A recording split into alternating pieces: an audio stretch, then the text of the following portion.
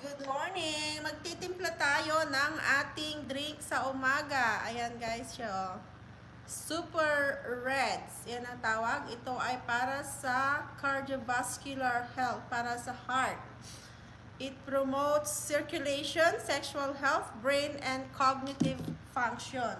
Tapos, sasamahan ko siya ng Super Greens. Ayan naman yung Super Greens natin. Para naman ito sa liver. Ayan guys. Ito ay immune protection, energy and recovery, stress support at digestive health. So ang gagawin natin ay maglalagay lang tayo ng isang scoop at saka isang scoop.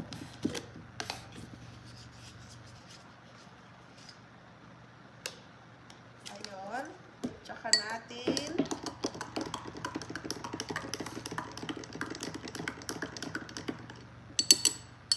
tsaka inumin.